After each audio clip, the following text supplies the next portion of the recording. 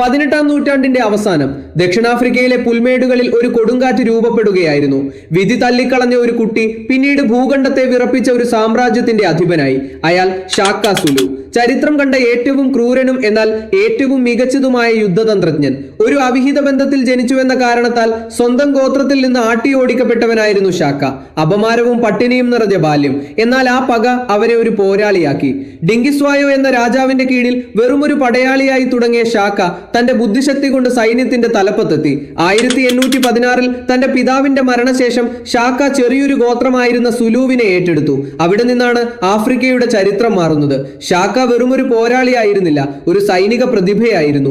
നീളമുള്ള കുന്തങ്ങൾക്ക് പകരം അടുത്തടുത്തു നിന്ന് പോരാടാൻ കഴിയുന്ന ഇക്വ എന്ന ചെറിയ കുന്തങ്ങൾ അദ്ദേഹം അവതരിപ്പിച്ചു. അദ്ദേഹത്തിന്റെ ഏറ്റവും പ്രശസ്തമായ തന്ത്രമായിരുന്നു ബഫല്ലോ ഹോൺസ്. സൈന്യത്തെ ഒരു പോത്തിന്റെ കൊമ്പുകൾ പോലെ വിന്യസിച്ച് ശത്രുക്കളെ വളഞ്ഞു പിടിക്കുന്ന രീതി.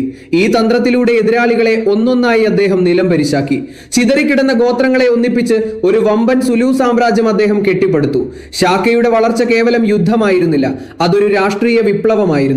എംഫെക്കേൻ എന്നറിയപ്പെടുന്ന വൻ കുടിയേറ്റങ്ങൾക്ക് ഇത് കാരണമായി. ദക്ഷിണാഫ്രിക്കയിലെ വംശീയ ഭൂപടം തന്നെ ഷാക്ക മാറ്റിവരച്ചു. എന്നാൽ അധികാരത്തോടുള്ള അദ്ദേഹത്തിന്റെ ആവേശം ക്രൂരതയിലേക്ക് വഴിമാറി. സ്വന്തം അമ്മയുടെ മരണശേഷം ലക്ഷക്കണക്കിന് ആളുകളെയാണ് അദ്ദേഹം കൊലപ്പെടുത്തിയത്. ഈ ഭീകരവാഴ്ച സ്വന്തം ജനതയ്ക്കിടയിൽ തന്നെ ശത്രുക്കളെ സൃഷ്ടിച്ചു. ഈ സമയത്താണ് കടൽ കടന്ന് വെള്ളക്കാരെത്തുന്നത്. പോർച്ചുഗീസുകാരും പിന്നാലെ ബ്രിട്ടീഷുകാരും ആഫ്രിക്കൻ മണ്ണിൽ കണ്ണുവെച്ചു. സുലു സാമ്രാജ്യത്തിന്റെ കരുത്ത് ബ്രിട്ടീഷുകാർക്ക് വലിയൊരു വെല്ലുവിളിയായിരുന്നു. എന്നാൽ ഷാക്കയെ തകർത്തത് പുറത്തുനിന്നുള്ളവരല്ല, അകത്തുള്ളവർ തന്നെയാണ്. 1828-ൽ സ്വന്തം സഹോദരങ്ങളായ ഡിങ്കാനെയും ലങ്കാനെയും ചേർന്ന് ഷാക്കയെ വധിച്ചു. ഷാക്കയുടെ മരണത്തോടെ സുലു സാമ്രാജ്യത്തിന്റെ ഐക്യം തകർന്നു. ആഭ്യന്തര യുദ്ധങ്ങളും അധികാര വടംവലികളും സുലുക്കളെ ദുർബലരാക്കി. ഇത് മുതലെടുത്ത ബ്രിട്ടീഷ് സൈന്യം അത്യാധുനിക ആയുധങ്ങളുമായി എത്തി. 1879-ലെ ആംഗ്ലോ സുലു യുദ്ധത്തിൽ ഐസന്ത്ലവാനയിൽ വെച്ച് സുലൂക്കൾ ബ്രിട്ടീഷുകാരെ വിറപ്പിച്ചെങ്കിലും ഒടുവിൽ സാങ്കേതിക വിദ്യയ്ക്ക് മുന്നിൽ ആ വീരചരിതം അസ്തമിച്ചു. ഷാക്ക സുലു എന്ന പേര് ഇന്നും ആഫ്രിക്കൻ മണ്ണിൽ മുഴങ്ങുന്നുണ്ട്. ഒരു ഏകാധിപതി, ഒരു ക്രൂരൻ, അല്ലെങ്കിൽ ഒരു വിമോചകൻ.